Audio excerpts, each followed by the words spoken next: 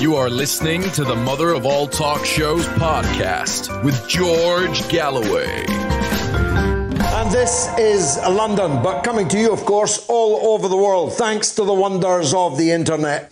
Who out there will argue that the African people taken from Africa, placed in chains in the holds of mainly British ships, and sailed to America as slaves, as beasts of burden, owned by other human beings, literally owned by other human beings for whom they toiled for no wages. They could not leave. They were literally chained to their place as the property, just like the cattle of the white slave owners in the United States. Who will argue that those people and their descendants have been embraced by the village? Who therefore will argue that having not been embraced by the village, despite hundreds of years elapsing, despite even a black president in the White House, despite all of the so-called civil rights legislation, that the children, the heirs of those brought to America as slaves have not been embraced by the village, who will be surprised, therefore, that some of them, with a little bit of assistance from agents provocateurs, are burning the village down just to feel the warmth. The United States, which has grown used to dispatching expeditionary forces all over the world to invade and occupy other people's countries, is now occupying its own country. The US military is being mobilized throughout the United States, from sea to shining sea, from burning city to burning city. And its president is increasingly shrieking like an unhinged maniac, threatening people with fierce dogs, threatening them with condign punishment for rising up against what was seen in the case of George Floyd, a case of cold-blooded murder carried out by police officers in Minneapolis. I say officers because although the fatal knee belonged to former Officer Chauvin, how appropriately named he is, the other three officers in the squad were jointly and severally responsible. First of all, because from another angle, you can see that all four of them were sitting upon the officer.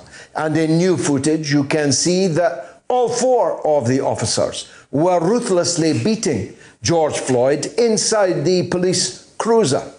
Now, George Floyd now famously said that he could not breathe.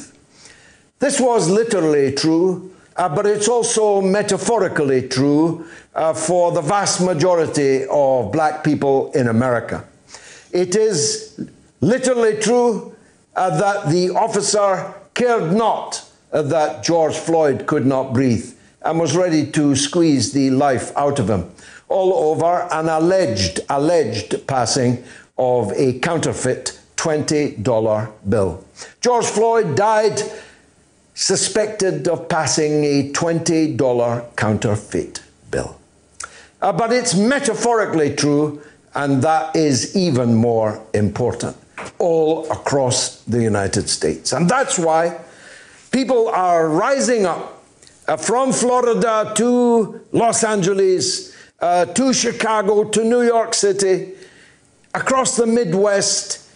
They're rising up against the systemic injustice being practiced not by Donald Trump. Some idiots seem to imagine that this all began under Donald Trump. In fact, this has been a systematic reality throughout the entire history of the United States of America. And the aforementioned Democratic president, Barack Obama, didn't only not address it, he made it far, far worse, along with his Vice President, of course, the dummy, the struck dummy, Joe Biden, whose cowardice in this current conflagration will surely damn him in the eyes of anyone with a political brain on their shoulders.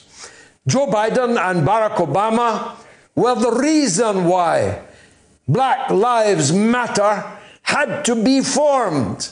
Under Joe Biden and Barack Obama, the lives of black people in America got measurably worse, not better.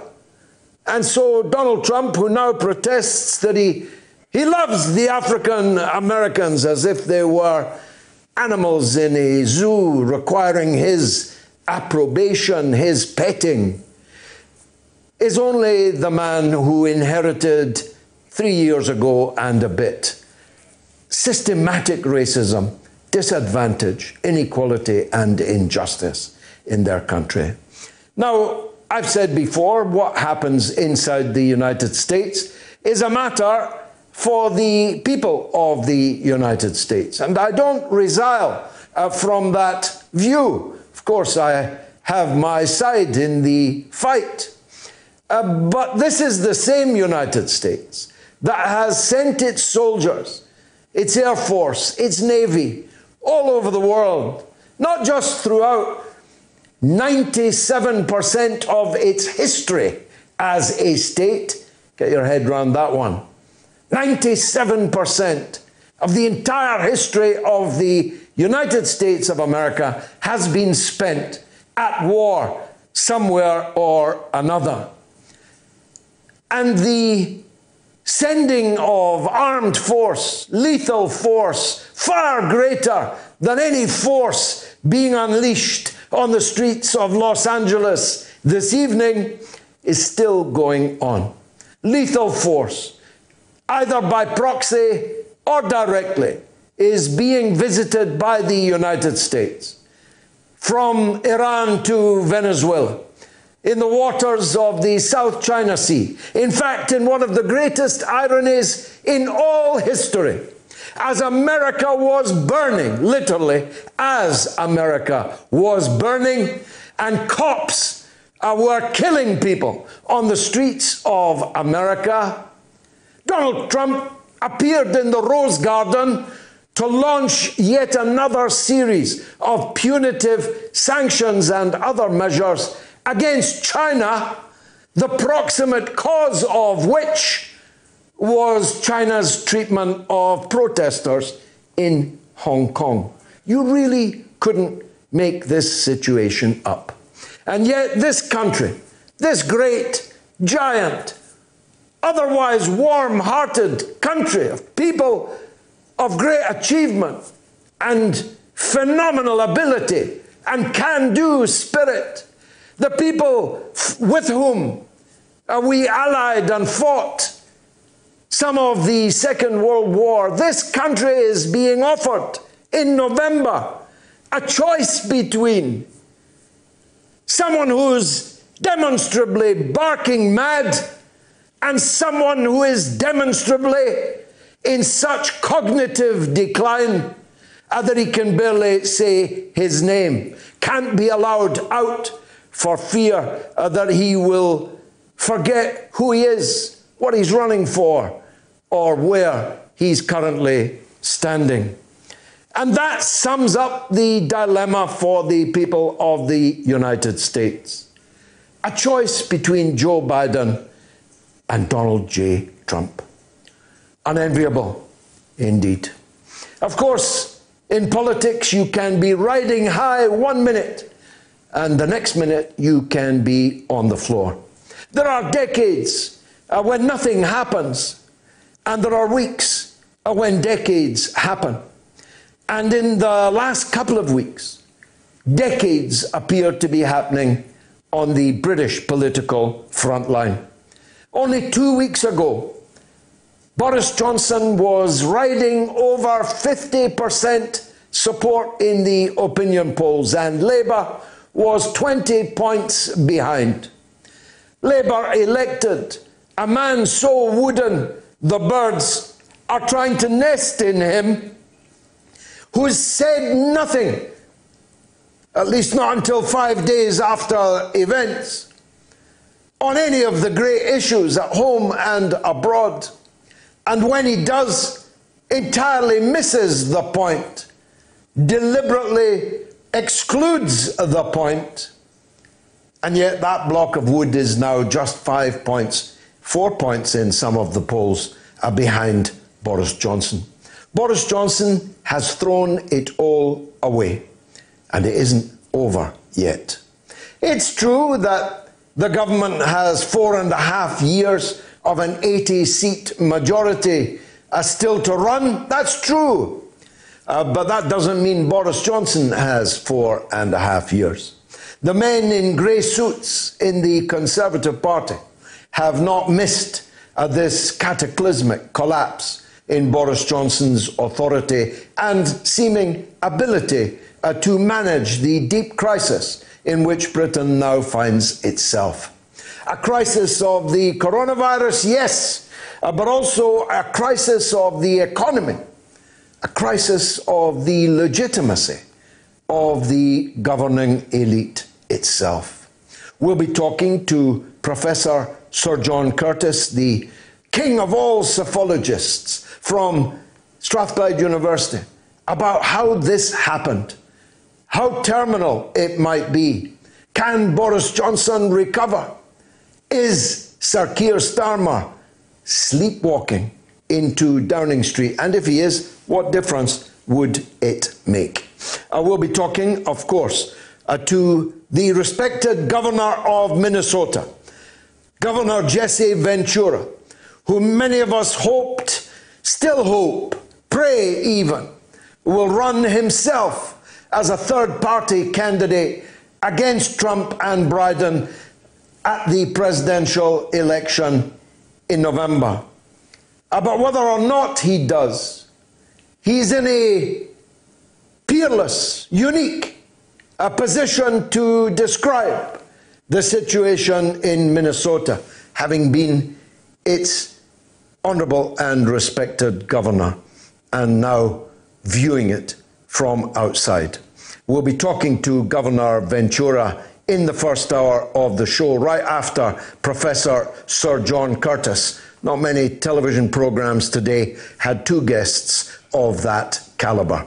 We'll also be talking about Julian Assange, the latest stage of whose Calvary, whose crucifixion is taking place in London, as yet another legal attempt is made to take him out of the coronavirus hellhole, otherwise known as Belmarsh Prison. A gulag, if anyone ever saw one, on British territory, unlike the Guantanamo Bay, which the United States illegally maintains in somebody else's country, mainly described as Cuba. And we'll be talking at the third hour with the respected vascular surgeon and doctor, Ranjeet Brar, who, since the beginning of this coronavirus crisis, has talked us through the medical and medico-political and financial aspects of this story. And we're going to stick with our MOATS medic right to the end of this crisis. And I know that so many of you are interested always in what Dr. Ranjeet has to say. And I'll be asking him, because I speak as someone whose children will not be returning to school tomorrow. My children will not be returning to school until Jacob Rees-Mogg's children return to school. Eton is not scheduled to open until September, which tells me something. Call me simple, lad. I know I'm not educated, but I figure if it's not safe for the children of our rulers, then it ain't safe for my children either. And I'll be asking Dr. Ranjeet, what could be coming down the pipe for us as hundreds of thousands of our people mass on beaches, not 2 feet, never mind 2 meters from each other. Some of them jumping off cliffs and having to be helicoptered off the beaches by the hard-pressed ambulance service. Parks in poor areas of South London, parks like Primrose Hill in the richest areas in London are en masse, with no social distance, partying like it's 1999. Are we headed for a second wave?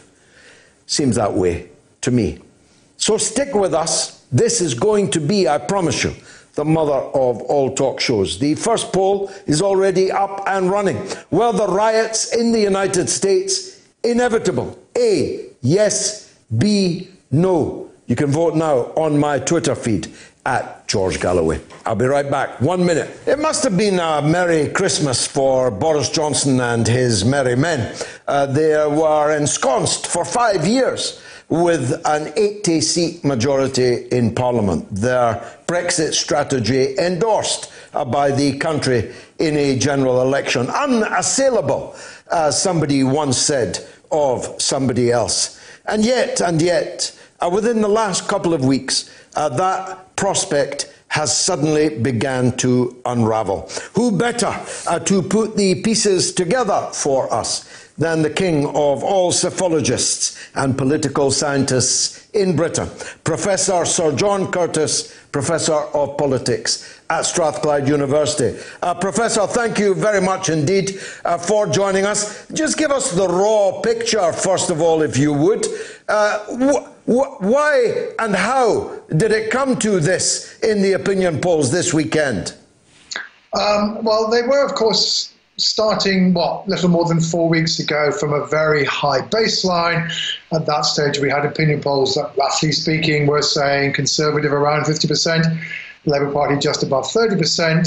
If you take the average of the 4 or 5 polls that have been conducted since the story about Dominic Cummings broke, just over a week ago, that lead is now down to about 5 points. So essentially there's been roughly a 7-point swing against the Conservatives to Labour's advantage over the course of the whole of May, most of which, though not all of it, has occurred in the course of the last week or so. So there is no doubt that so far as the Conservatives' popularity amongst the public in general is concerned, as measured by voting intentions, now of course we're not due to have another election for 4.5 years, the government has taken a very substantial hit. A swing of 4%, which is roughly what it's been the last week. I mean, that actually is bigger than the short-term impact, at least, of Black Wednesday in September 1992, which is perhaps the last time when a government early on in its tenure suffered a dramatic reversal of fortune. Of course, there's no guarantee that will continue itself, and in that instance, the government was not starting from such a high baseline as now. But, I mean, however you look at it, the Conservatives have taken a very substantial hit, as indeed has the Prime Minister. Now, again, originally very, very high levels of satisfaction, not least when he was in hospital with coronavirus. But actually, ironically, since Boris Johnson has been back on the job, so his ratings have fallen. His ratings took quite a substantial tumble in the television broadcast that he gave, 3 weeks ago now on a Sunday evening, in which he announced the first easing of the lockdown.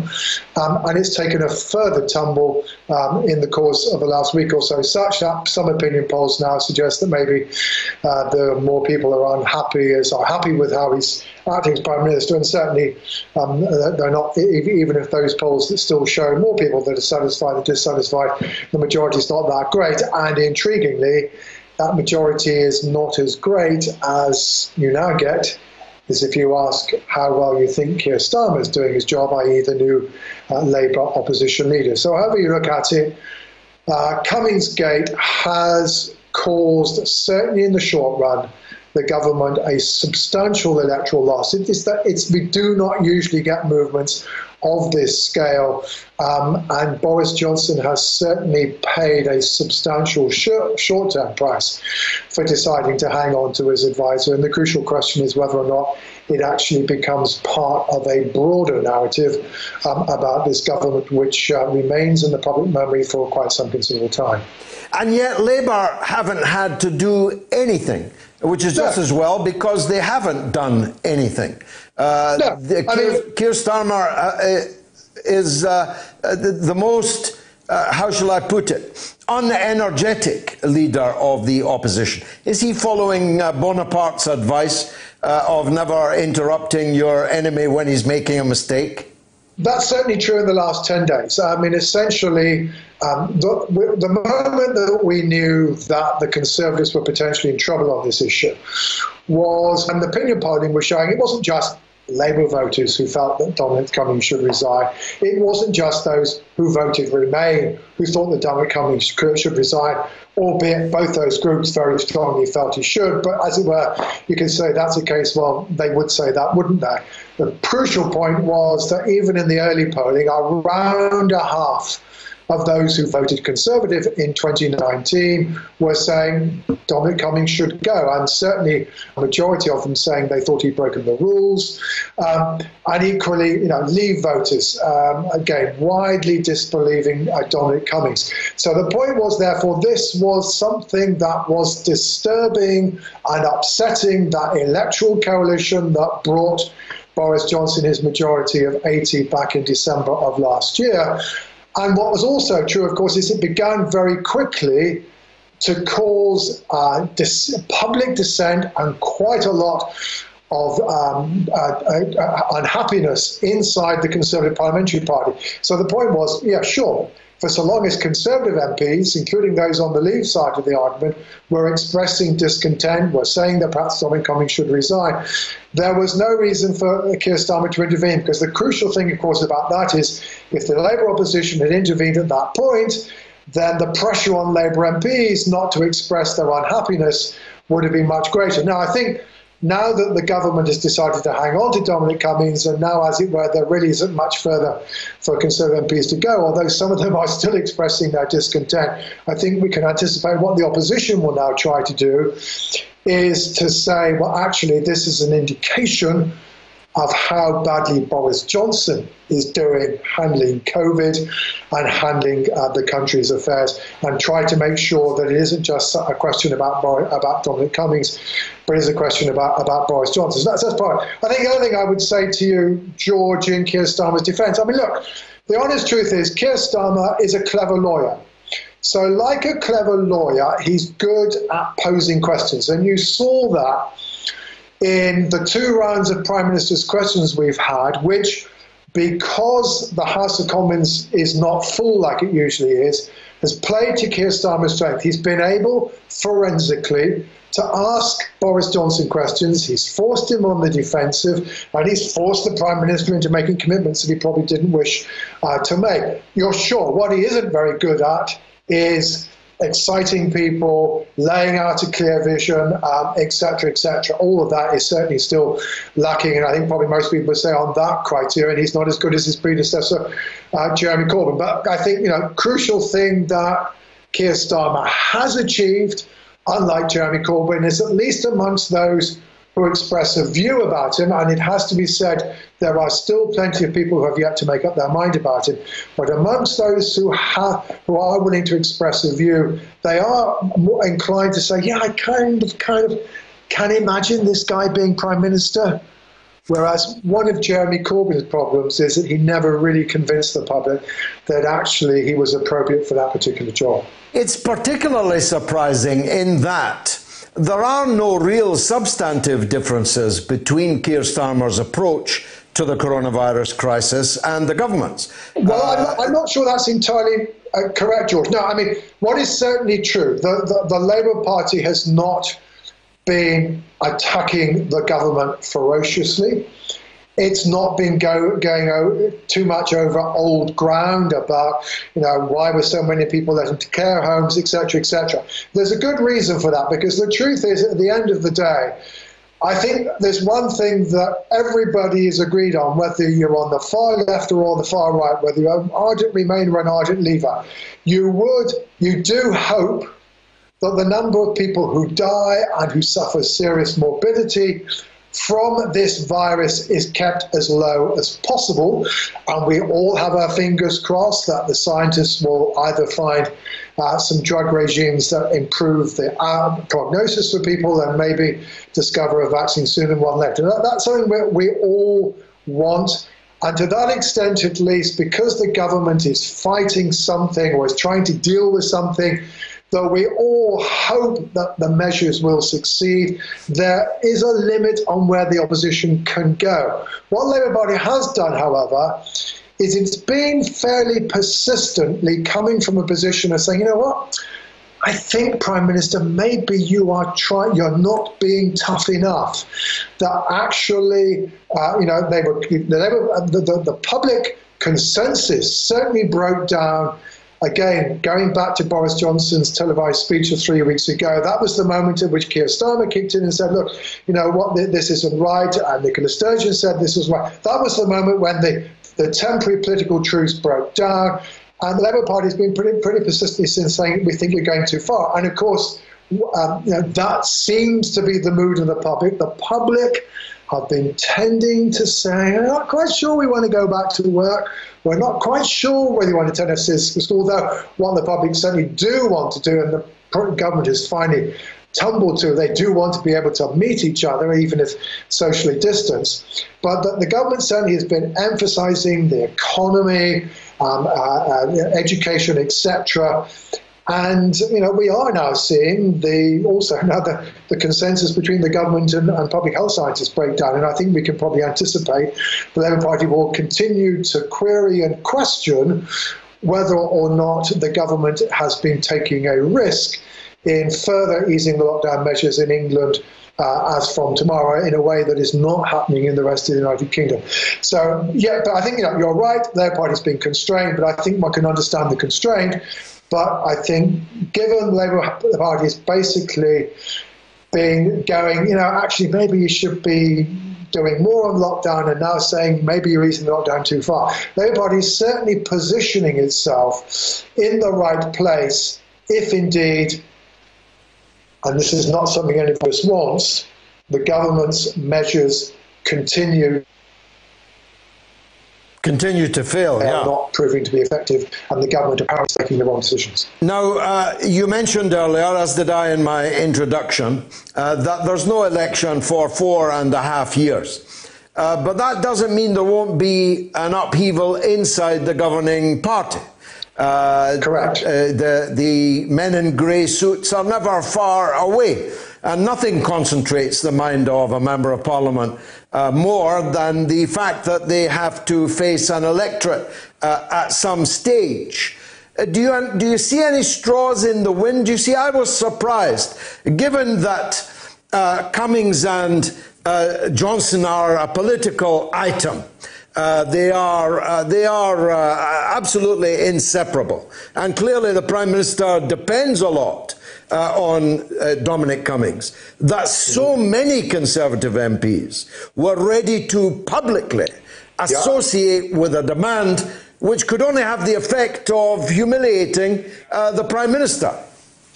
Yeah, absolutely. The one thing that we know about Prime Ministers is that their authority rests on their perceived ability to maintain the careers of their parliamentary colleagues. And until, a fortnight ago, by that criterion, Boris Johnson was in a very strong position because he had managed, back in December, in a way that perhaps many people thought was going to be very difficult to achieve. He delivered an overall majority of 80, and in particular, he enabled a significant number of Conservative parliamentary candidates fighting the so-called Red Wall seats in the Midlands and the north of England, one seat away from Labour that perhaps they never ever expected to win. In those circumstances, a Prime Minister was in a strong position, and you could see how basically Tory MPs felt that he was able to walk on water.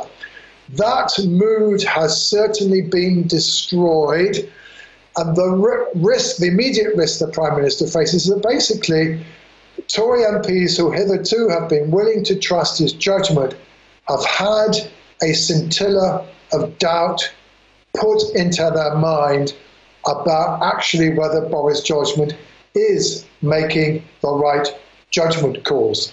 And that potentially will bleed to issues well beyond COVID, not least, of course, the fact that we have a government which is trying to negotiate a future relationship between the UK and the European Union, which is adamant, that is not willing to extend the so-called transition period at the end of this year, even though the talks, both sides agree, have not been going terribly well so far, and that a decision about whether or not to apply for an extension has to be made in, 4 weeks' time.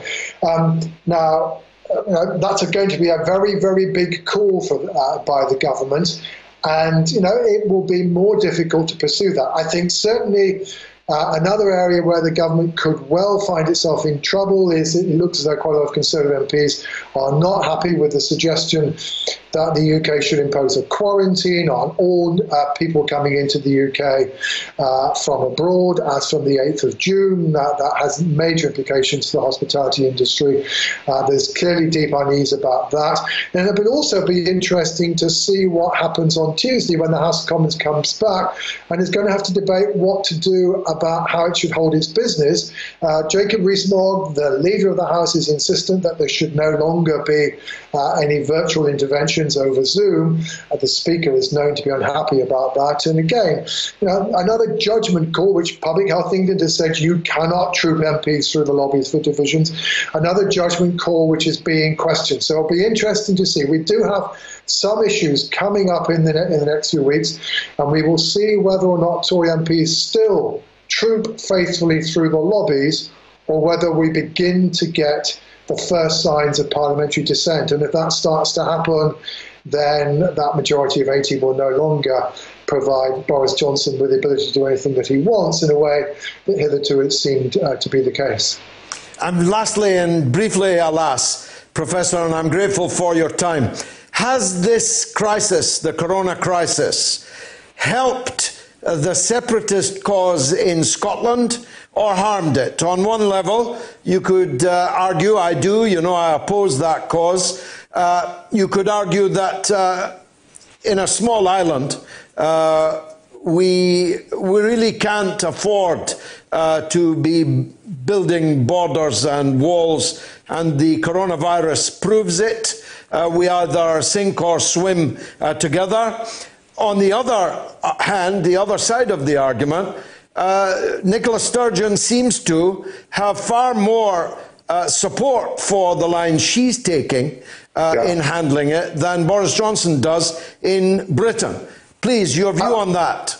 Okay, well, certainly we've got a little bit of polling evidence on how people would vote that have been taken since the coronavirus, although obviously it's quite limited. It basically suggests that nothing has changed.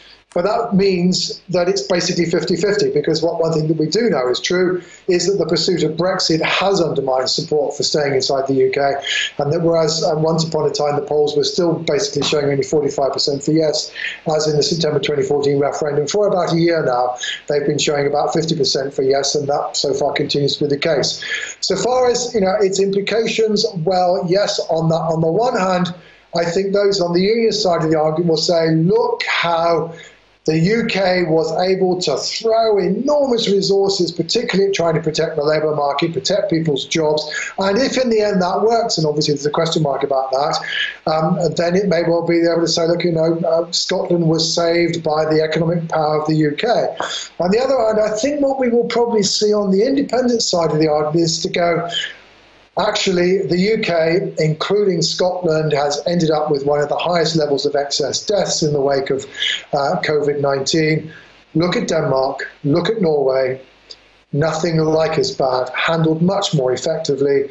And this just goes to show how actually small countries, and if we were on our own, we could have locked down more quickly and we could have avoided the difficulty. Now, whether or not, of course, an independent Scotland would have locked down more early than effectively was able to do within the framework of the United Kingdom, who knows? But I think, those are some of the arguments we expect to go on. And in the end of the day, George, if you are a unionist, you will pursue the first argument. if you are a supporter of independence, you'll support the second. And we therefore shouldn't necessarily assume that COVID-19 will change that many people's minds. Professor, as always, a masterful overview. Thank you very much indeed for that, Professor Sir John Curtice. Now, our next guest was the governor of Minnesota, the state now burning in the wake of the murder, I'll call it, of George Floyd. He is a giant figure of a man, literally as well as metaphysically. I have met him a couple of times and appeared on television platforms with him too. He's a man I admire greatly. He's a man that I publicly called on this show and all social media platforms to run himself as President of the United States. That doesn't look like it's going to happen. But he has kindly agreed to join us by phone from the United States, and I very much hope he's on the end of the line now. Governor Ventura, thank you very much indeed for joining us. Let me just straighten out the presidential stuff right away. The problem arose because the third party is very difficult here in the United States. You have the two major parties, of course, the Democrats and the Republicans, which I am a member of neither, and I never will be.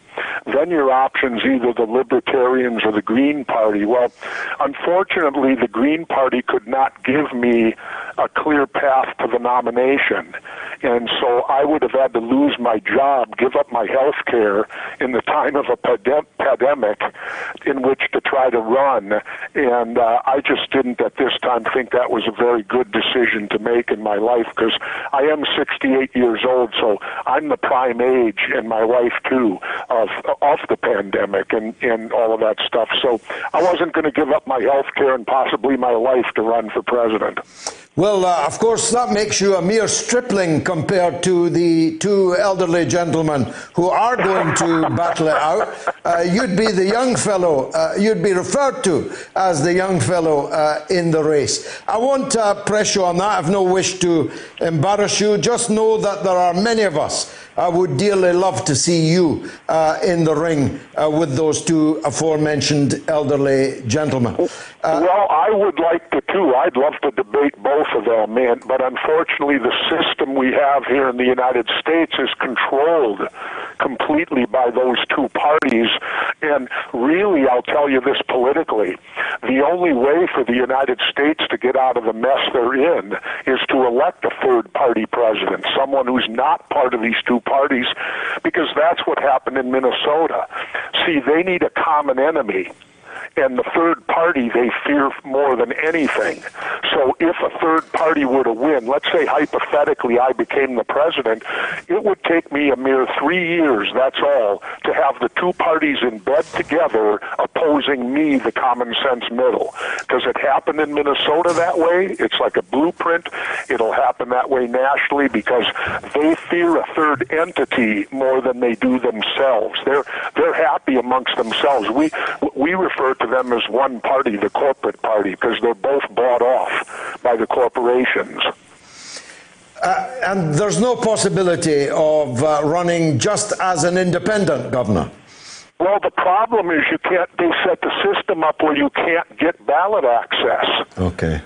So you have to have a party out there that can gain you ballot access. See, I also favor abolishing the Electoral College. I think it's ridiculous. It's outdated. I think the person that gets the most votes ought to win. Yeah, it's a very radical view, that. Well, it was that way when I became a mayor. Yeah. I got the most votes and won. It was that way when I became governor. I got the most votes and won against the Democrats and Republicans. I've beaten them twice. So they do fear me. But see, mainstream media in America blackballs me. I'm not allowed on because that's one of the reasons I work for RT America. Governor, let's talk about Minnesota. It must be heartbreaking for you. I did read that some of the streets that were on fire were but a couple of blocks away from where you grew up and lived as a child. Give us your overview of what happened to George Floyd and subsequently to the whole state and now across the whole nation. Well, you know, one specific abuse by one cop on one individual is not going to cause what we just saw. This is something that's been building up for generations here in America. You know, we're a country that was founded and slavery existed here. We went through all the periods of getting rid of that. Then you had the horrible laws against minorities and black people. So it's been a battle being fought in the United States of America from our very existence. And it came to a head on this particular occasion because it's not the first time. This is not the first time black people have seen one of their own murdered by police officers on the street for really crimes that are almost laughable. I mean, the gentleman in New York allegedly was selling cigarettes. Who cares?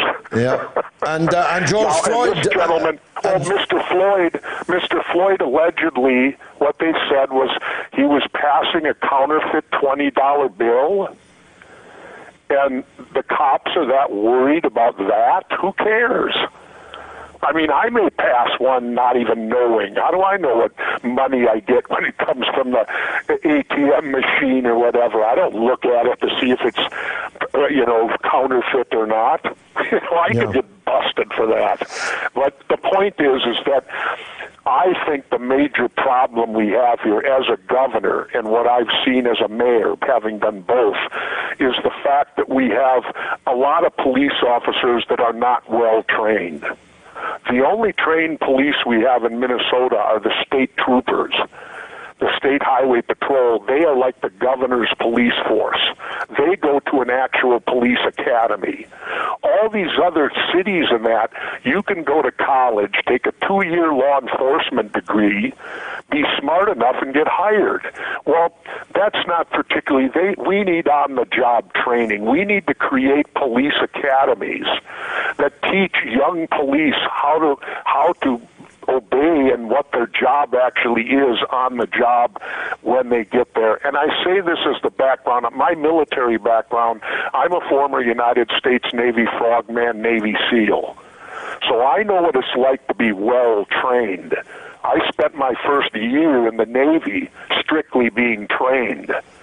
And yet we have police forces, they go to college, they take written exams and get a 2-year degree, and then a police force hires them. What do they ride around for 6 months and then they're expected to know how to do proper police work? So I think it's inherent upon us as a society to start spending some money and training our police force so that we have well-trained officers out there who are there with the idea of protecting the public, not arresting them. Now, I may be naive, but if someone had told me that this kind of thing would happen and the response to it would happen, I would have guessed Los Angeles or New York or somewhere else. Somehow I had the view that Minneapolis, Minnesota was a far more benign place. And yet what we saw was cold-blooded killing by that officer, and it was in Minneapolis. And it's not the first time. I mean, we had the young gentleman, Fernando Castillo, a couple years ago, was in his car with his girlfriend and his little baby and was shot at point-blank range 7 times by a police officer, and the guy got acquitted. Yeah. Now the problem I had with that is this. As a former trained Navy SEAL, you should never be required over 2 shots. Anything beyond 2 shots, and that's an ambush. And that's murder. In SEAL team, we allow 2, and that's it. No, it's not. And I'm speaking there very harshly as a commando-type mentality. which I had to have 50 years ago when I was a Vietnam veteran. But the point being is that I think we're putting police out on the streets today that aren't necessarily well qualified psychologically to deal with the public.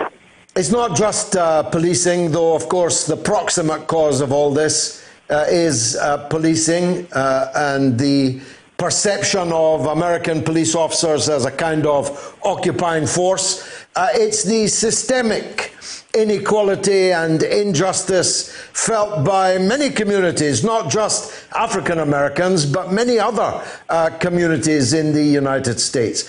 There's no doubt about it. It's we've been and then we have a president who, in my opinion, fans the flames. I wish he'd just keep his mouth shut. Yeah, that's not likely to happen, of course. He's not going to keep his mouth shut, and Joe Biden can't safely open his mouth. You're backing me into the corner again, aren't you? Well, I mean, that is the problem, isn't it? It is. It truly is. These two people speak to no one or speak so much that, one could only describe what comes out of their mouths in the most scatological terms. Well, then I'm going to fire a few shots back at you. Boris Johnson ain't exactly the best either. No, that's true. That's true. But he speaks Greek better than Donald Trump speaks English. But you're right. Neither of the two of them, three of them, are fit for purpose, which takes us back, I suppose, to our original discussion. How's the United States going to get on top of this? You've now mobilized your military inside your own country. Are they going to bring it to a close, or is it going to get worse? Let's look at what. Okay, here in Minneapolis, the murder took place on Monday. The protesting started right away Monday night. It went Tuesday, Wednesday, Thursday, where violence occurred. Buildings and material things were destroyed. Then, of course, the governor, they decided on the tactic they were going to use. They implemented it last night, and I can happily say they took back the city completely without any bloodshed. And I think that's the important thing to look at here now, is can they resume normal type life in the middle of the pandemic, because don't forget we're dealing with that too, and return it. And so far, there's been no one has died. And I think we can look at that in and of itself as a positive.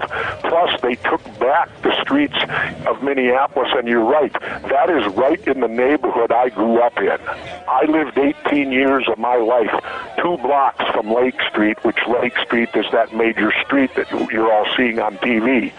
So that is my neighborhood. I grew up there. So that's why it has extra meaning to me, and now it's been destroyed.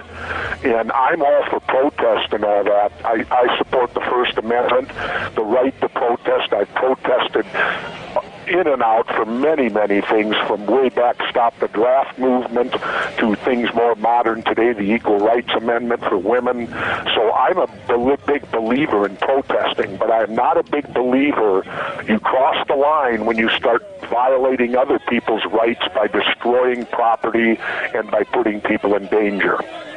And then, of course, and then as an elected official, you have to remember, all elected officials, their major #1 priority is general public safety.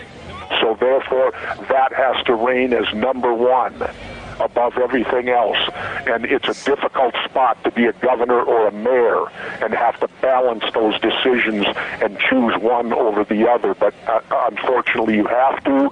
And at the end of the night, the best thing I can say is, if you can look into the mirror and look at yourself eye to eye and feel comfortable, then you've made the right decision. Finally, Governor, and I'm grateful for your time indeed, the peculiar coincidence of President Trump in the Rose Garden employing a new set of sanctions against China because of its treatment of protesters in Hong Kong was a bizarre mirror image of what was happening that very minute in his own country. I've got to tell you from outside, it seems to most of us that the United States has so many of its own deep-seated problems, and God bless you, we hope you solve them. Is this not a time when the United States should stop telling the Russians what to do, the Chinese what to do, the Venezuelans what to do, and actually concentrate on the horrendous problems that exist in your own country? I couldn't agree with you more wholeheartedly. That would have been the essence of my campaign if I had run. My whole thing was, we got enough problems of our own. I don't care what's happening. In fact, I will tell you my position and make you do your homework. I follow the teachings of Major General Smedley Butler. I don't know if you know of him. I don't, forgive me. Well, he served 100 years ago, United States Marine. He didn't win one Congressional Medal of Honor, he won 2. And Smedley Butler, here's what I believe in what he said. If I became president, we would shut down all our bases throughout the world. I would bring the United States military back home. We would use them to guard all our borders. We would have the safest borders on the planet, and we would no longer interfere. And we would take the vast amount of money that we spend, and we would start cleaning up the ocean with those machines. Instead of spending money on aircraft carriers and missiles, we'd buy. Have you seen those machines that clean up the ocean? Yes. Well, I'd buy $200 billion worth of them with the defense bill and train the United States Navy how to use it, and we'd start cleaning up our oceans. Because we are not going to die because of what we do as mankind against each other. We're going to die from what we're doing to the planet.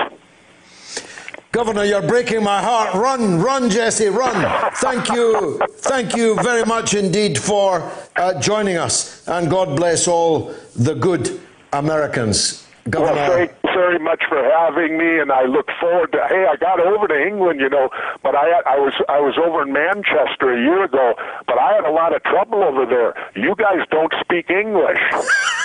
Well, as Oscar Wilde said, we're two countries divided by a common language. Well, it's funny. I was there with Carl Weathers, who is an African American, and I felt good because we both needed an interpreter. And I thought, well, at least it ain't me being just a white guy, because Carl's black and he don't understand either. Governor, thank you very much indeed for joining us. God bless you. And I hope things turn out the way many of us listening to you tonight would very much like them to. Governor Jessie Ventura, former governor of Minnesota, putative presidential candidate. But as you heard there, that now looks unlikely. The vote, well, the riots in the US inevitable. A, yes, 82%. B, no, 18%. You can vote on my Twitter feed. 572 people only. That's a little less than I would have thought have voted on my Twitter feed, which is at George Galloway. Chris Hedges, the authoritative and extremely wonderful author, writer, activist, an ordained Christian minister, and a man who spent a lot of time teaching people in the prison system, a man with reach into the African American community, was first asked to come on the show this evening to talk about the late and great Howard Zinn's People's History of the United States. Little did we know that a new chapter in history would be raging by the time Chris Hedges got here. But I'm glad to say he joins us now, my RT America colleague. Chris, welcome as always. We will talk a bit about the book, but let's talk about the chapter of American history now being written. I don't know if you had the chance to hear my interview with Governor Ventura earlier in the show. He, as you would expect, was very clear about the extent of the problem. I suspect he thinks that Minneapolis's problem is on its way to being solved. I'm not sure I agree with him about that, but even if he's right, what about the rest of America? Where is this going? We have a saying here, a riot goes up like a rocket, but it comes down like a burnt stick. In other words, it really achieves nothing very much. Is that how you fear this will all end up? No, I think that the systemic problems in the United States are so severe, and this was the catalyst. Just another murder. Remember, 1,000 people are murdered a year in the United States by police forces, almost all of them unarmed, and almost all poor people of color. And then you have all sorts of injuries that are never reported. And you've seen with the COVID-19 virus a further assault on particularly poor people of color. Number one, because of an inadequate healthcare system, and the underlying stresses of living in what Malcolm X called these internal colonies, you have a disproportionately high rate of deaths and infections. Of course, these people are also frontline workers, so they don't have a choice. They can't sit at home like the professional class. But I would say this is the culmination of years of assault, which, by the way, the presumptive Democratic nominee Joe Biden was instrumental in creating. The doubling of our prison population, we have 2.3 million people locked in cages in this country, half of whom, by the way, have never been charged with physically harming another person. These were the result of these draconian drug laws, the doubling, tripling, even quadrupling of sentences for nonviolent crimes, the militarization of the police. That's how you get in city streets in the United States. I'm talking about police forces dressed. You've probably seen images of them in Kevlar vests, in black tactical uniforms with gas masks and Kevlar helmets and long-barreled weapons and military-grade equipment, armored personnel carriers with 50 caliber machine guns pointed at unarmed protesters is something we've seen and saw going back to Ferguson. And so I think this is far more severe than a kind of uprising or riot or revolt against the murder of another black man. I think that this has pushed people, especially people on the lower end of the economic spectrum, although we have to be clear, half of the American public either lives in poverty or a category called near poverty. The official poverty line for a family of four is $24,500, but all economists will tell you that, in fact, even on $30,000 a year, most families are thrust in tremendous debt peonage. So that's half the country. You have the unemployment benefits are running out in July. The moratorium on evictions is up. The ruling elites have passed, and including the Democrats, these insane bailout bills, which have essentially turned money, 85% of it plus, over to the billionaire class, the cruise industry, and the Democrats have been as complicit in this as the Republicans. So I think you're seeing, I would use the word revolt, against a system that has not only lost all credibility, but become so predatory without any kind of regulation or restraint that people have had enough. So I don't see this going away.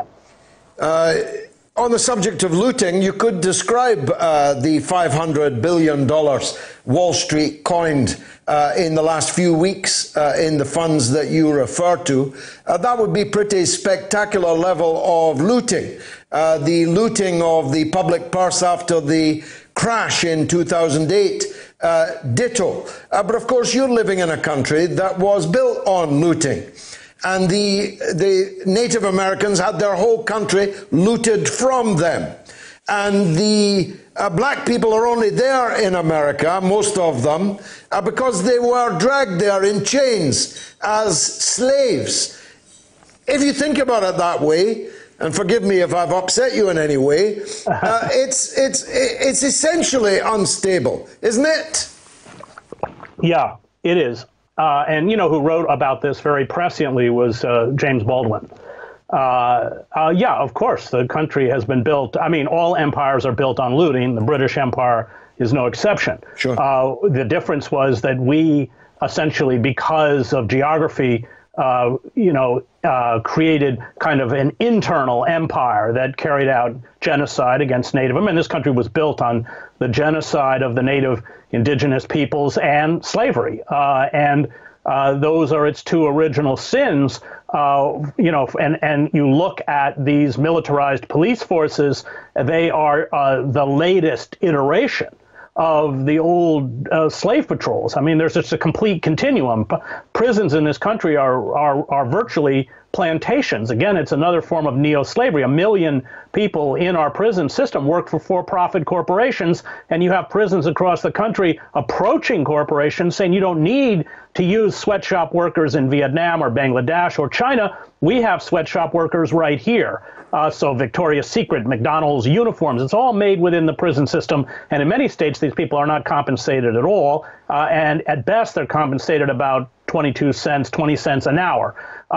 So yes, the real looting, you're right, has come courtesy of this package, which has the Democrats approved it. It's given Trump cronies and appointees and the Federal Reserve the ability to hand out $4 trillion to politically connected corporations. And what they're doing is, before our eyes, essentially stomp to the ground the aspirations of progressives who gathered around Bernie Sanders. You have private equity firms and fossil fuel companies that have gotten, because of, in the excuse of the COVID pandemic, huge new tax breaks, and they turn right around and put that money back into the political parties in our system of legalized bribery. And let's be clear, the Democrats who could have used the crisis to expand Medicare for all, we don't have a rational health system like you do, instead gave the money to the big insurance companies, including, by the way, within the bill passing part of the bill is that they bail out what they call trade associations, which are just lobbying groups.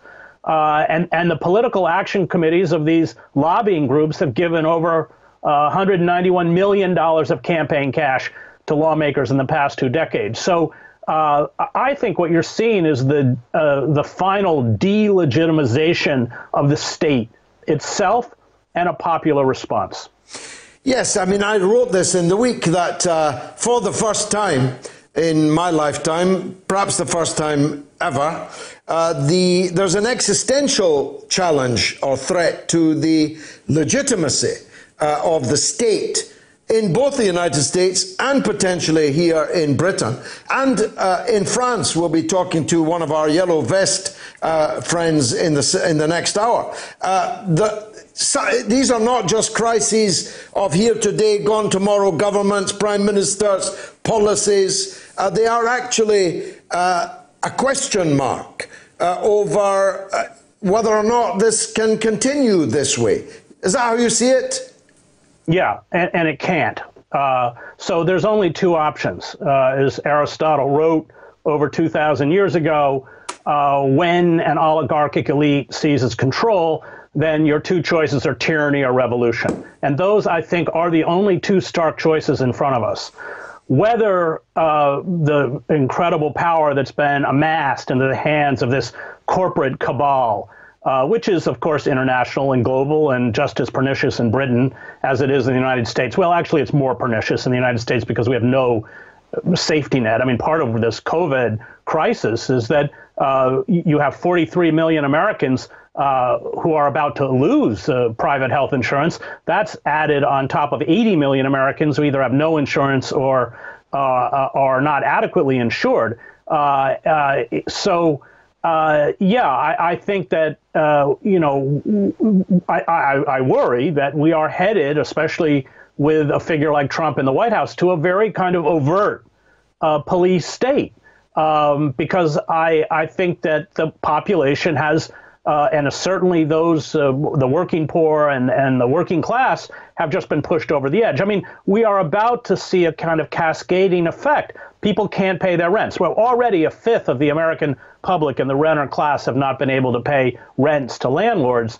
But that number is going to exponentially rise. People will not be able to pay their credit card debt. We're talking about 25% unemployment by this summer without adequate unemployment insurance. One of the things that I find quite amazing is the utter myopia on the part of the ruling elites, the inability. And of course, they're so divorced from the real world in the same way that the courtiers at Versailles were divorced from what was happening in France, but they are that disconnected because they spend all their time on private corporate jets and hanging out with the donor class. We never forget that these figures like Pelosi, she's one of the wealthiest figures in the Congress. So they don't get it.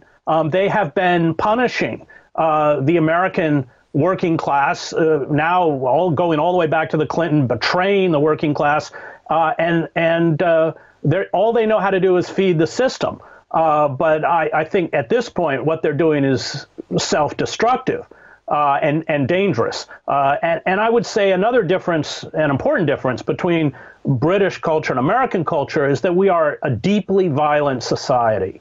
All of these mass shootings, the fact that citizens are allowed to over 1.5 million are armed with, those are the ones we know about, armed with essentially automatic weapons. We criminalize gun ownership for people of color, especially in urban enclaves. But I come from rural Maine, so even all my relatives had gun collections. My neighbor across the street had 23 weapons in the house. And this rural-urban divide is one, and of course, that it's the rural communities that back Trump. But that rural-urban divide was something I also saw covering the war in Yugoslavia. And Trump, who's becoming more and more beleaguered and more exposed for his ineptitude, will accelerate the calls for incitement to violence. He will stop at nothing. And then there is a legitimate fear that he will even move to try and somehow postpone or announce as fraudulent the elections in November. That's not fantasy. That's a real possibility. Now we have one candidate who cannot safely be allowed to speak, and another candidate who cannot stop speaking, although every statement that he makes tosses more petrol on the flames in America. Which of those two is going to benefit electorally, do you think? The largest voting bloc in the United States doesn't vote. That's 100 million people. And they don't vote because the system is fixed against them. And in fact, Biden is the worst candidate between the two in the sense that Trump inherited the system. Biden built it. Half of my students wouldn't be in prison but for Biden. Biden was at the forefront of essentially wresting back what they call the law and order issue from the Republican Party, and bragged about expanding the death penalty. I mean, there are public statements. So Biden has been a segregationist. He was against busing. He's awful. Given the kind of pain and suffering that has been visited, especially on poor people of color, it's so insulting to somehow say that they have to support the candidacy of one of the principal architects of deindustrialization, militarized police, mass incarceration, and the rewriting of the laws to terrorize poor people, largely for drug offenses. This was all Biden. And so I think it shows how the system is seizing up. The system is unable to respond. It responds to its own needs and the further consolidation of both power and wealth by this corporate cabal. that has carried out a corporate coup d'etat in slow motion. But it's not responding to the public, even in the midst of both the pandemic and now the social unrest that's sweeping across the country. And that's very frightening because it's out of control. Who's worse? I mean, we personalize our elections, but of course, the institutional, the structural edifice that has been built is the one that perpetuates both the police violence and the economic consolidation of wealth by a tiny elite. They talk about the 1%, but 0.1% control 20% of the wealth in the United States. And now we have watched with the pandemic, Jeff Bezos, the owner of Amazon, the richest man in the world. Amazon paid no federal taxes last year. In fact, it got a rebate. These people are using the crisis to rake it in. I think the billionaire class has increased their own wealth by over $400 billion. So it has all of the hallmarks. You go back and read Crane Brinton's Anatomy of a Revolution. It has all of the hallmarks of a revolutionary or pre-revolutionary system. Now that can be crushed with militarized police and wholesale surveillance, and we've already, especially for the poor, revoked due process and habeas corpus. But I think that's where we're at. I would not describe this as riots over the killing of the murder by police of a black man in and of itself. I think there was just one killing too many, and people finally said, and there is a complete understanding, I know because I teach in the prison, they understand that it's the system. It's not Trump or Biden or, a particular political figure. Chris Hedges, we're going to have to talk about the book another time because your discourse on what's happening right now was so fascinating. Please forgive me for that and come back, if you will, another time to discuss Howard Zinn's wonderful book, A People's History of It is, and I taught it in the prison. Yeah, I know that you taught it in prison. That's one of the reasons why it's so germane to this. Thank you, Chris, Thanks, very George. much indeed for joining us. Let's take some calls. And of course, we go first to Minneapolis, where Michael wants to talk about what's been happening there. Michael, my condolences, my commiserations. What's happening right now in Minneapolis? Thank you, George. I appreciate that.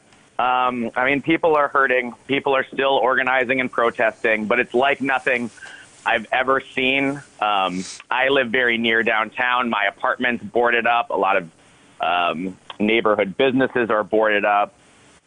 People are increasingly angry. The protests, there was some looting the first couple nights, but the police showed a lot of restraint at that time.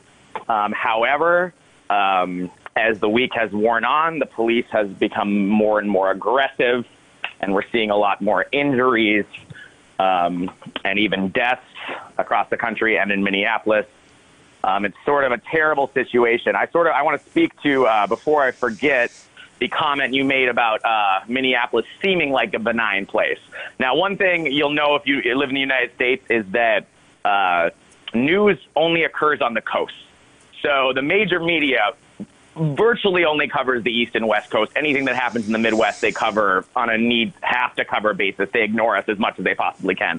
Just off the top of my head, I can think of George Floyd, obviously, Philando Castile, Jamar Clark, Thurman Blevins, David Smith, Terrence Franklin, Travis Jordan, Ronald Davis, Sam Holmes. Those are just the names I can think of without even trying, of black men who have been murdered by the police somewhere in the Twin Cities. And let's not forget, there was also Justine Ruszczyk, who is an Australian citizen who called to be a Good Samaritan, reported sexual assault, and as she walked up to the car, was summarily executed for virtually no reason. I think what's been really upsetting for me is that these protests have been largely peaceful.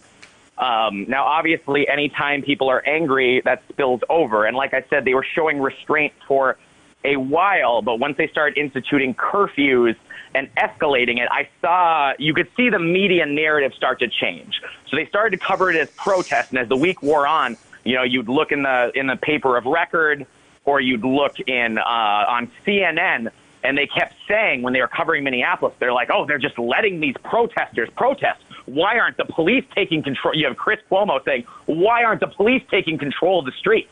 Don Lemon saying, how can they let this go? And I feel like there was a media narrative to sort of give police and the National Guard the A-OK to say, okay, you can brutalize the protesters now. It's going to be all right. If you'll notice, just a couple weeks ago, we had, I haven't seen any, just a couple of weeks ago, we had people with assault rifles marching on the Michigan Capitol. Yeah, they took over the building. We have to open it up. They took over the building, and they were protesting because they couldn't get a haircut. Yes. Yeah, you hit the nail on the head, George. And none of them were injured. None of them were attacked. There weren't any deaths. Whereas now in these protests, they're sending the message. They're even attacking journalists. That poor woman, I think her last name was Lauren Tirado, had her eye shot out. She's now blind. She's now blind from a rubber bullet in her left eye, I think. Yeah. Yes, she is. And what's even more alarming is once they sent the National Guard out the last couple of nights to enforce the curfew. I don't know if you've seen the video, but some people in a very quiet street in South Minneapolis were sitting on their porch, and the police or the guard started screaming, "Get inside, get inside!" and they started lighting up the porch with rubber bullets. So I want to go back to let me stop you. Let me stop you on that phrase. You see, that was the most chilling thing of all for me. These were American National Guardsmen firing at American citizens on their own property and using the very words that, thanks to Julian Assange and WikiLeaks, we know the controller of the helicopter gunships in Baghdad, the very words, light them up, by which he meant eviscerate, incinerate human beings. Light them up was what the controller told the machine gun men on board those helicopters. And this is the language of National Guardsmen in Minneapolis. Last word to you, Michael. It's exactly that. They're totally unwilling. I think the other thing that's really alarming and stoked the protest in the beginning part is that, the mayor of Minneapolis called for all 4 officers to be arrested. It took 4 days to arrest one of them. The others are not arrested. The police chief won't do it. He will not arrest these men. And to go back, I want to just quick on what Governor Ventura said. He says, they need better training. Well, the truth is, since 9/11 happened, there was all this leftover military in the run-up to the big wars. There was all this leftover military equipment, which was seized by local militaries all over the country. So they have tanks. They look like, again, you just said it yourself. It's like they were invading their own country. Well, they have the equipment to do it, and many of them are trained by former military personnel also. And the last thing, you should have taken my call last week, because then I would have given you something for your Jessie Ventura interview. I have it on good authority that Jessie Ventura on June 2nd, in a couple days, is having a meeting with several prominent people, including a billionaire environmentalist, who are talking about funding his campaign. So I think he was playing possum with you a little bit, George. I think I would watch for what comes out of that meeting this week. But obviously, my main concern is that my city is burning and hurting, and people are protesting. And let's hope you're right about that, Michael. I need to press on. Wonderful to hear from you again. Sophia is in Kent. We need to hear from her. Sophia, go ahead, please. Hi, George. Hi. How are you doing? I'm good, thanks. Look, that was a great call, your last call from Michael. I just want to firstly say, rest in peace, George Floyd, and prayers to his family and friends. Amen. How can you watch that video and not weep? That was cold-blooded murder. Yep. I'm haunted. I'm absolutely haunted by the videos we've seen of the slaughtering of African Americans by the police over the last few years. And that's not to say that racism has got worse. It's just getting filmed. And that's a great quote. That's from Will Smith, That's right, yeah. Racism's not getting worse, it's getting filmed. It's absolutely true. Exactly. And, you know, there's rarely any justice. Usually the officers are acquitted, and then people become hashtags, and it's almost forgotten about. So really what I'm saying is I'm pleading with everyone is to get involved if they can, safely. You don't necessarily have to march, even if it's donating to causes, because the revolution's not getting televised. As Michael said, the narrative's already changed in the mainstream media. You know, they're showing lootings, they're showing shops burnt out, which of course is happening. But goodness me, thank God for social media, because what you're seeing is class solidarity. You're seeing people come together, set up mutual aid stations, setting up food stations, praying together, dancing together, sharing stories, having minutes of silence, and are still being brutally attacked by the police. We must all stand in solidarity with them, and do not get fooled by the liberals and the elites telling you that there's some outside agitators. They've already blamed the Russians. They've wheeled out prominent, famous black celebrities telling people to go home and vote. Who are they going to go home and vote for? I mean, Biden's not going to help their situation. Well, Biden helped to create the situation they're in. He was one of the architects of the situation. But the point I made right at the beginning of the show, Sophia, the child who is not embraced by the village will burn the village down just to feel its warmth. It's an African proverb, and therefore it ought to be able to cross the ocean, as the Africans were forced to do, and be understood in America, surely. Well, that's it. And look, and I just want to say as well that it's very easy for us to point the finger, but, you know, here in the UK, if you are black, I think you're more likely to be stopped by cops for a stop and search, 9 times more likely than the white person.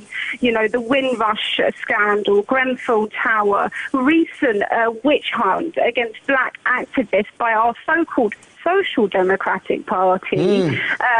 You know, they've been kicked. And can I just mention as well, the Labour Leagues.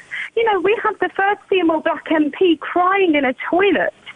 It's not been addressed. Nothing's been done about it. So they're empty platitudes on Facebook. I mean, Keir Starmer, like you say, the wooden plank, is a week behind with the news on everything else. How dare he say anything about it? Well, Biden famously plagiarized Neil Kinnock. What Keir Starmer's doing is plagiarizing Joe Biden. And by plagiarizing, I mean he's really saying nothing at all. Sophia in Kent, thanks for that wonderful, heartfelt call. Now, every so often, Julian's defence team managed to get into the court to try and protest, you might say, about the cruel and unusual punishment that is being visited upon their client. And the latest of those attempts is tomorrow in a London courtroom. Over from France is a man who is the publisher and writer, Aymeric Monville. Aymeric is the author of Julian Assange in Mortal Danger, a book in French on Assange's US extradition case. We had the pleasure of hearing from him before. He's the yellow vest I referred to earlier, a top man. Aymeric Monville, I hope, is with me on Skype now. Aymeric, welcome back to England. The hearing is tomorrow. Have you got high hopes for it? Oh, yes. Hello, George. I'm glad to see you again. The hearing on tomorrow is said to be a routine hearing to renew Assange's detention until the extradition hearing that should restart on September the 7th. But I think we will send some people will be at the hearing tomorrow because we are always at this stage. We are always glad to have, if we can have some proof of life. We have sent doctors who published reports, even if they couldn't have real access to him through this bulletproof box, as you know. And besides, when we see some news from the UK, we can't settle for truncated and verified information. I think that's the latest twist in this case. The Daily Mail recently published a photograph illustrating as Assange and Morris as a couple, and a visibly retouched photograph, because that it shows the couple embracing in the streets of a city with the beautiful blue skies and maybe birds. But how can you imagine a sky? Well, I recall that Mrs. Morris met Julian in 2015 while he was in confinement. So this photograph, for instance, is not credible. It's a fake photograph, and yet it was published in Britain's biggest newspaper. Yeah, I think it's a hard nut to crack. I think, and when I see, I'm surprised that, again, according to this Daily Mail, the credit for the photograph goes to Mr. Joseph Farrell, who is presented as the spokesman of WikiLeaks. And maybe it's an explanation either for the Daily Mail or for Mr. Farrell. And another example, in order to help WikiLeaks from abroad, because it's important to have a vision from abroad, we have been asked to help to donate to the Courage Foundation and send our checks to its center, but where shall we send our checks? Brace yourself, it's in Varick Street, New York. And why directly to the US? Have they gone crazy? Do they want us to be enlisted, to be blacklisted to the US? All your show was on the US. You know how democratic a place to be it is. So, but I think that the situation is of justice in Britain is a matter of great concern. It's no better in France. I don't lecture the British on it, but it's terrible. It's in a sorry plight, and I think that's faced with such a denial of justice, it seems obvious to me that this campaign of support must be internationalized as much as possible. I think it can really tip the scales in favor of Julian. And for instance, I don't understand why British defense does not make greater use of the UN report on Assange's torture, or even the fact that the UN, no less than the UN, believes that Assange should not simply not be extradited, but is innocent of any crime and should be released right now. I think they should have lodged a complaint against the British justice. And so let me draw your attention to the fact that Assange's fiancée and mother of their two children is worried, deeply worried about his life, and that's not just a natural feeling of a wife. She is a professional lawyer. She has studied in Great Britain. She knows how to protect herself with the law, and if she is terrified, it proves that justice in Britain is in a sorry plight. She claims that the American intelligence tried to steal a nappy, or as they say, a diaper of one of her children in order to steal his DNA, all in the Ecuadorian embassy, but above all on the British soil. What will be the next step? Will the British system is going to allow Assange to be burned in public places, like Joan of Arc, for instance? Well, on that note, Joan of Arc was a top girl from my point of view, and so is Julian Assange and his missus. Aymeric Monville, thanks very much for joining us on a very busy night. Forgive me, I can't spend as long with you as I would have liked. Were there riots in the US inevitable? A, yes, 80%, and B, no, 20%. You can vote on my Twitter feed at George Galloway, at least for the next 10 minutes or so. Matt on YouTube says, George, you're a better speaker than the Prime Minister and the plank of wood Europhile Keir. Thanks, Matt. It's a low bar, but I'll take the compliment. Thank you very much indeed.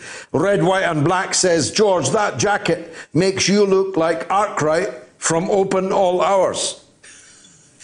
Who's Arkwright? What's Open All Hours? Either that or a warehouse foreman. This schmutter is best suede. I bought this about, best part of 20 years ago, and it's still doing me fine. A warehouse foreman. That I recognise. But who's Arkwright and what is Open All Hours? Mike, I think the riots are made worse by the length of the lockdown, not any one death. And YouTube user says, the system, institutions of power will never be fair. Those who have power will always protect it with their wealth or use violence to keep it. And Reptilian Eye says how some of the cops acted here in Cleveland was disgraceful. It was very strange. Now, Dr. Ranjeet Brar, been with us from the beginning of this crisis, is very kind, generous with his time. I hope will stay with us at least until the end of this crisis, which, if I'm any judge, isn't going to be any time soon. Let's see if the doctor agrees. MOATS medic, Dr. Ranjeet Brar, welcome back to the show, and your hair's growing in fine. Tell your wife she's got a career to fall back on if the medicine doesn't work out. The schools are going back tomorrow. A good thing or a bad thing? Thanks, George. Lovely to be back with you. I'm sorry about getting cut off last week. It's a choice. I heard your poll. It's a choice that's been taken out of my hands. My school, my children's school, although my eldest son is in year 6, will not be opening tomorrow, and that's a decision that the school have taken. So it's very clear that a large group of the staff at schools are not happy, and there are individual councils where they are supporting that decision not to reopen schools, but there are many voices within the teaching profession who remain unsure about the safety and remain unhappy. Now, I live in London, my family go to school in London, and the case presentation in London is probably now one of the lowest in the country, which is a remarkable turnaround. But as we were saying last week, at the point I got cut off, probably even in the hardest hit areas of the world, we're looking at only about 10%. In Sweden, where they didn't have a full lockdown and they thought they would generate herd immunity on that basis.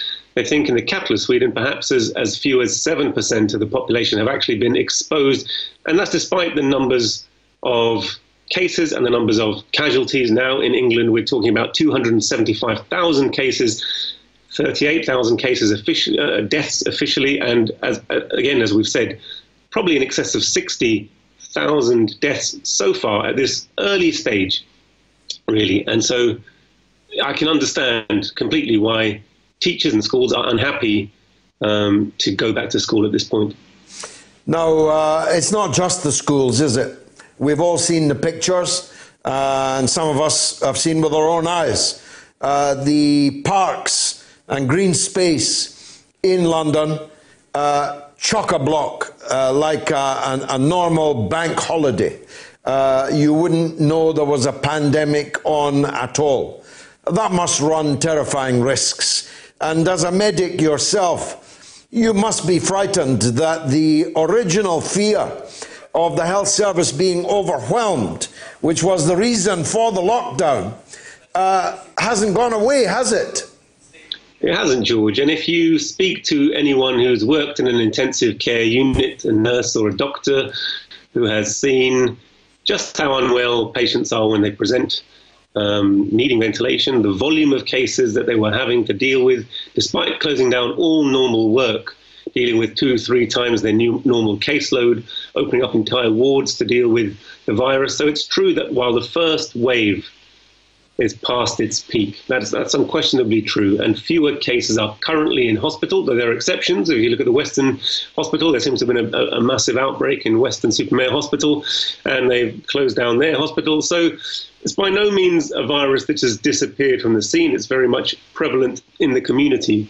And it's the universal fear among clinicians who've been dealing with this problem that relaxing lockdown without having a really much better system of testing and tracing and isolation in place means that there's a very substantial risk of a second wave. And I've been accused, every time I say anything like this, I get a wave of kind of social media response that accuse me of fear-mongering. And for me personally, I think I probably already had the virus. I've not yet been tested. Antibody testing is being rolled out as a trial at my hospital, and I will get it, so I'll know one way or another. So it's not any longer for my own personal safety that I'm, in any kind of fear of here.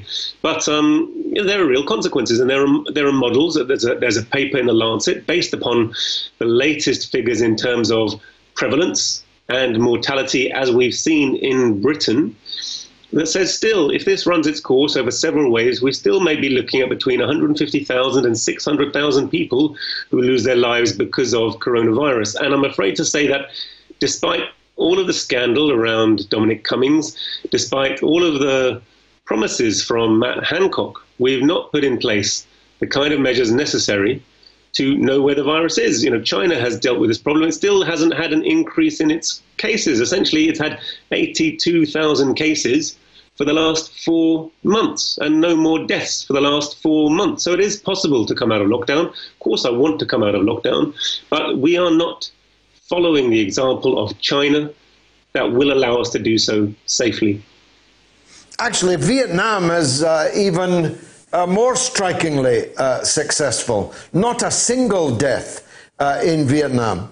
Kerala, as we talked about earlier, a communist-run state in India, which is otherwise a sea of illness and disease.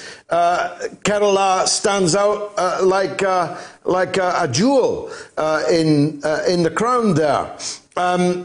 It is surely not just a coincidence that Britain and the United States are the two worst countries in the world. As a matter of fact, if you were to draw a line, I know there are some countries that cross that line, like South Korea, for example. But generally speaking, if you drew a line, it would be the most libertarian, free market, finance capital countries on the bad side of the line, and the most socialist countries on the other side of that line. Wouldn't that be right? I think that's a very poignant observation, George, and one that won't have escaped really world popular opinion. We're living in a world which is deeply polarized, where 6 to 8 people, the billionaires, the richest on earth, have as much wealth as half the world's population. And within nations, we've seen that poverty is a real predictor of both getting coronavirus and having a poor outcome and dying from coronavirus. That's true within rich countries like Britain. It's true within rich countries like the United States. It's true on a global scale, that the poorer the country, the worse it's likely to be. But what fights that trend is, of course, the level of public health measures taken by the government in question and how people-centered they are and how they're prepared to mobilize their economy and their efforts to protect the people and put that first on their agenda. And where Britain and the United States have done particularly poorly is that they have governments, regimes, administrations, which are, by definition, by philosophy, economic-centered. And when they say economic-centered, they mean really the ability of multi-billionaires to freely exploit labor, of capital to freely exploit labor, to maximize profit, regardless of any consequences. And they are in favor of a kind of libertarian, laissez-faire, free market capitalism, which means there's no role for the state. They fundamentally, even though they're running the state of their countries, are against the concept of a state. They want to run it down. And therefore, they're not really in favor in the United States of a health care available to all, irrespective of wealth, and therefore 60 or 70 million people have no access to healthcare, more because of the massive wave of unemployment that's come from this crisis. And in Britain, our government have been moving for actually 40 years, not just the last 10 years of austerity, but Labour and Tory alike for 40 years, towards that American model, which would deprive us of our much-loved institution, the NHS, which Boris Johnson has, I'm afraid, rather hypocritically celebrated on getting out of ITU, but his policies of his government and even driven by the legislation they've introduced around COVID, has been accelerating that privatization of our much beloved National Health Service.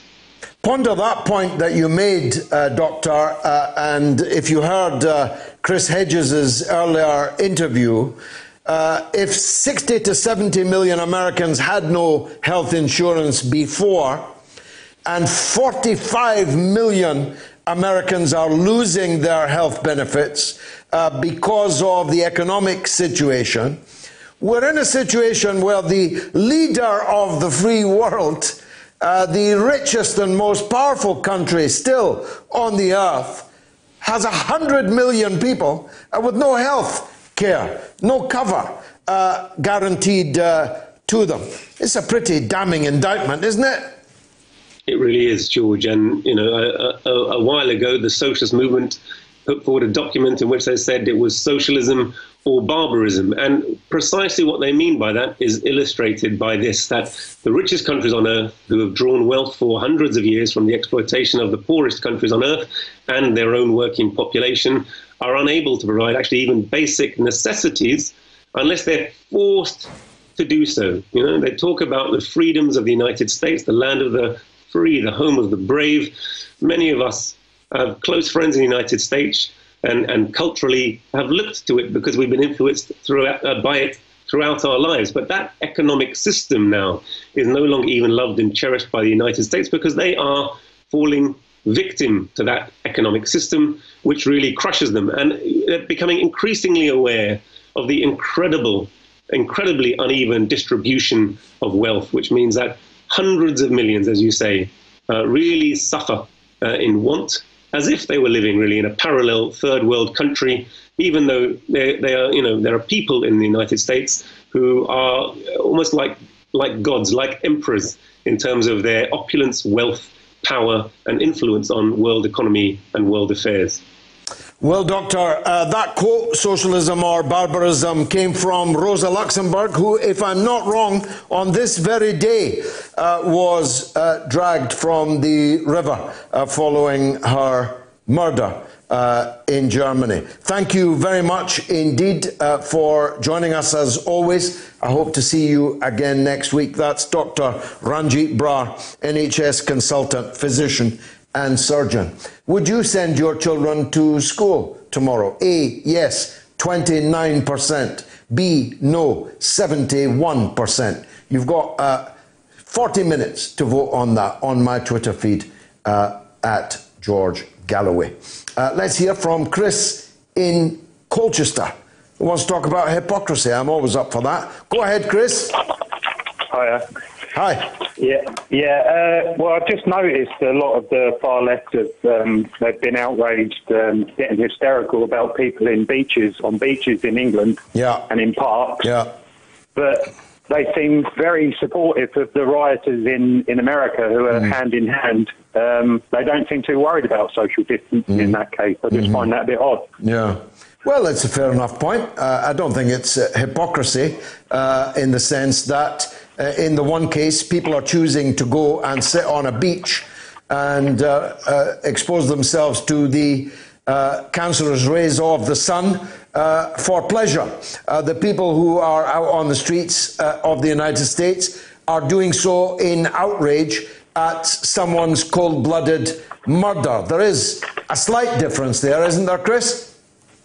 Yeah, there's a slight difference. I wouldn't go that far about being on the beach. I mean, I'm sure people put suntan lotion on, and being outside, vitamin D is good for us. And, yeah, it is, no doubt. And I'm lucky. I've got a garden, and I was out in the sun today in my garden. And I'm fortunate in that regard. Not everyone has a garden. But I'll tell you what, you would never catch me on the beach at Southend or these other beaches that I have seen, because I would take one look at the thousands of people there and think, actually, that's not healthy in the middle of a pandemic for me to go down there and set up my deck chair. What about you? Well, the virus doesn't do very well outside. I mean, people have been told to stay indoors, and I'm noticing a lot of adverse effects from that. I mean, just me personally, I've had family members, I've noticed a decline because they didn't have a lot in their life before, but now they've got nothing like the social activities, and they've become very sick and on death's door because of this. And I've noticed. Well, I'm sorry to hear that. I hope they recover, Chris. Just in parting, how do you define far left? Well, communists, Antifa. That's how I see it. I mean, they're not hiding it. They're sharing communist tweets, and they call themselves Antifa. Are you a big fan of capitalism, Chris? Well, I think it works best. It works best in socialism. Have you done well? Communism. Have you done well yourself out of it? I've done all right. I've done a lot better than people in China and places like that. Well, you're very lucky in that case. You must have done very well. What's your line? Where have you made your money? Just sort of gardening work and stuff like that. I mean, you work, don't you, George? You've done all right. You're a gardening worker. Yeah, that sort of field. You're a gardening worker for capitalism. Good luck to you, Chris. Thank you. Stuart is in Kansas. Let's hear from him. Stuart. Hi, George.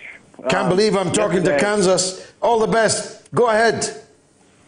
Hi, George. Big fan. I was at one of the Black Lives Matter protests yesterday, and it was a peaceful march. It was black-led, and they wanted it to be a peaceful march and everything. And there was mostly no violence. But when I was walking around, I noticed these strange white men who looked really out of place, who were walking around and filming, and they had their pistols on their hips, visible, their visible firearms, filming protesters, just watching from the sidelines. As these protests escalate, even peaceful protests, there's a big fear, especially of protesters, of these right-wingers who are armed, who have trucks and whatnot, basically killing protesters and rioters, peaceful or not. I think there's a very real danger of that.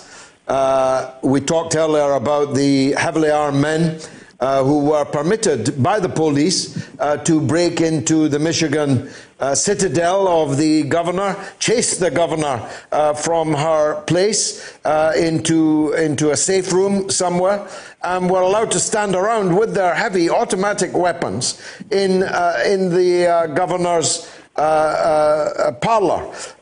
Now, that kind of person, plus the even more sinister organized Nazi fascist formations, are a real and present danger to black people all the time, and particularly when those black people have stood up and said, I can't breathe. So it's a dangerous moment. And they have encouragement from the White House. The White House encouraged the governor of Michigan to negotiate with the heavily armed men in her parlor. But he didn't say that to the governors of other states now complaining about these protests. It's now perfectly legal to be a member of the Ku Klux Klan, but perfectly illegal to be a supporter of Antifa. Thanks, Stuart, for that call. William is in North Carolina on Jessie Ventura. Go ahead, William.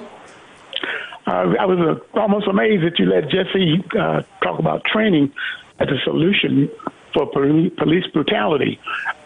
Training has almost zero to do with racial prejudice.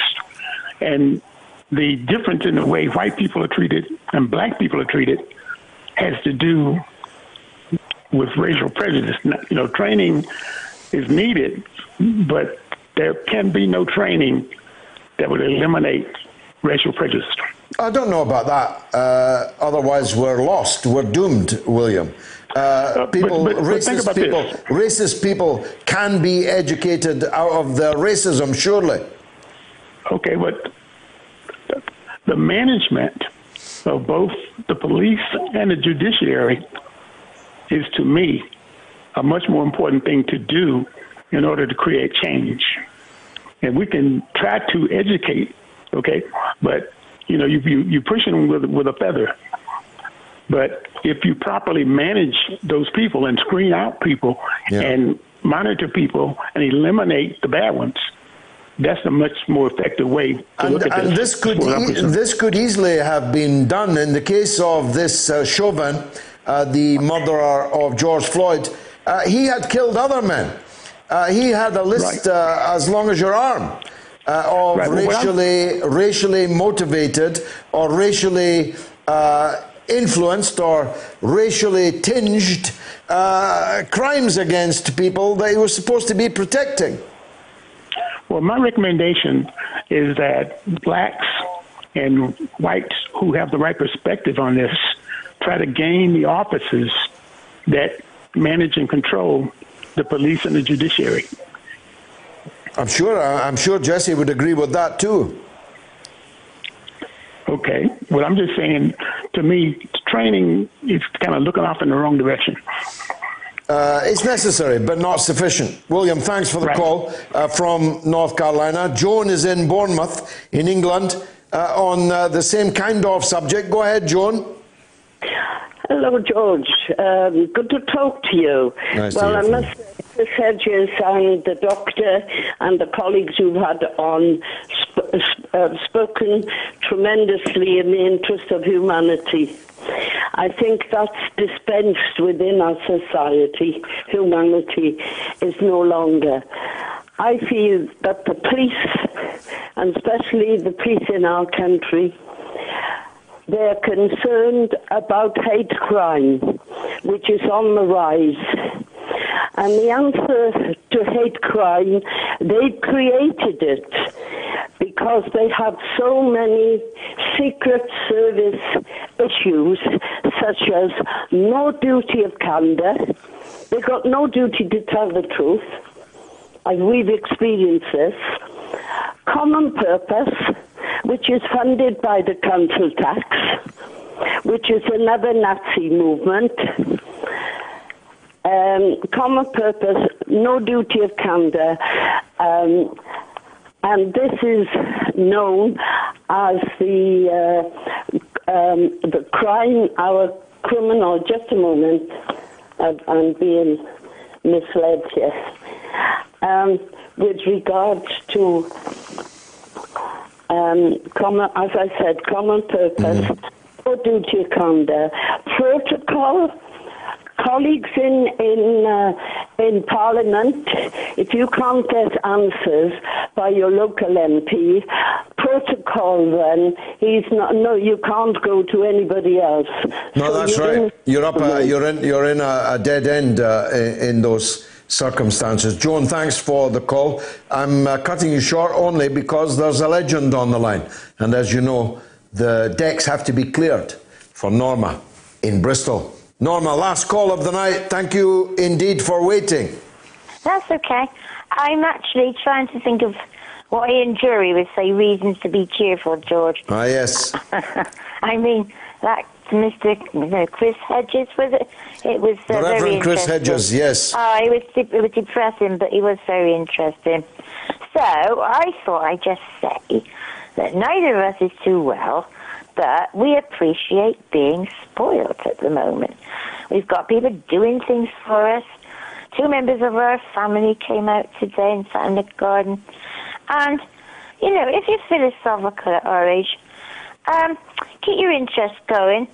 We're not unhappy about this lockdown, which for my husband and me is probably blimmin' permanent because we can't really get out anywhere. But I'm trying to be cheerful because basically I am. I just wish I was healthy. Well, of course, that's the most important thing of all, and the greatest wealth of all is good health. And may God preserve you and your husband. Of course, there have been some upsides to the lockdown for those who've been able to spend time with their husband or wife that they had not previously had much time. One man famously quipped that he spent so much time with his wife during this lockdown. He discovered that she'd been made redundant from Woolworths, and Woolworths had been closed almost a decade ago.